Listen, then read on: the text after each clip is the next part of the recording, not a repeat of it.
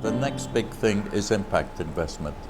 People who can balance risk and return are fine, but the future will be to those who can balance risk, return and measurable impact, because that's where the money is going to have to flow. Impact investment applies to both profit with purpose models, as we call them, but also to organizations that are charitable in nature. NGOs, not-for-profit organizations. The measurement of impact goes with the bottom of the pyramid model if you're using a for-profit model. So you measure both your financial and your social return.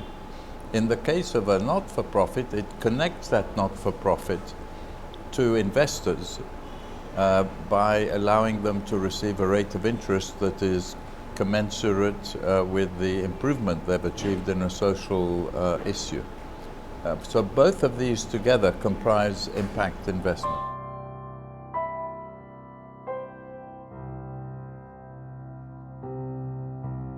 I got involved in impact investing because I was asked by the British government in 2000 to set up a social investment task force to look at how we deal with poverty.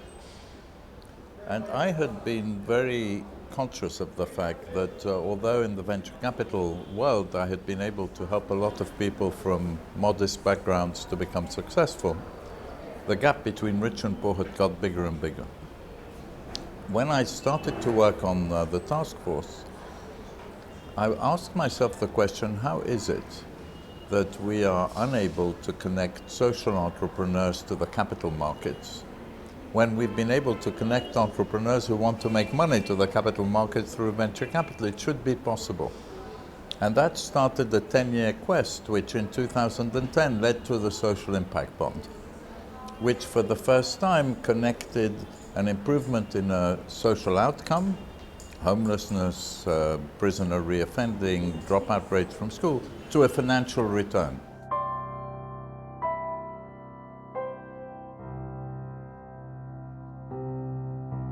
The first social impact bond has been followed now by another 58. There are now 59 across the world. They span a dozen countries and a dozen social issues. But if I take the very first one as an example, it turns out that in the UK, young prisoners go back to prison to the tune of 60% of their number within 18 months of release. If you look at how government has tried to deal with this, government has had great difficulty in reducing the number.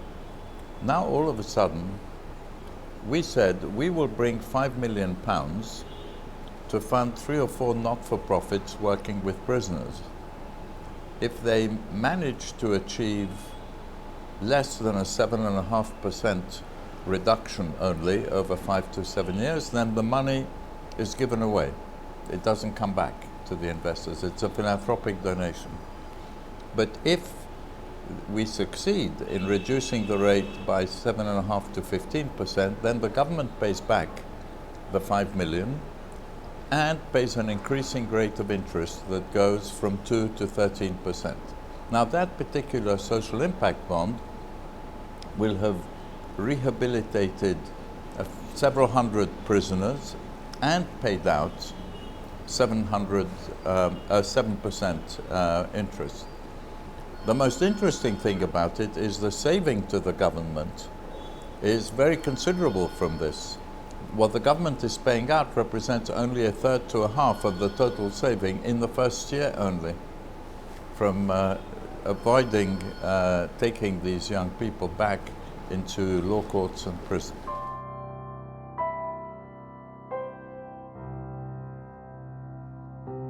There is a set of investors today that would like to find the right balance between risk, return and impact.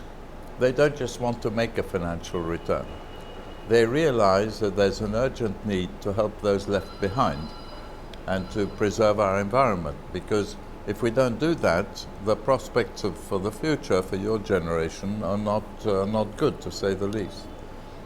So those investors are prepared to put money up to bring innovation, as we did with high-tech startups, to bring innovation in tackling social issues and environmental issues. But India faces such a scale in terms of numbers of population when you're challenged by a social issue, that I think it could be one of the foremost places in the world where we innovate in tackling these issues. So in my conversations here, we have begun to develop some thoughts around exactly how the CSR allocation, which the government has brought in, can be deployed to support the launch of social impact bonds.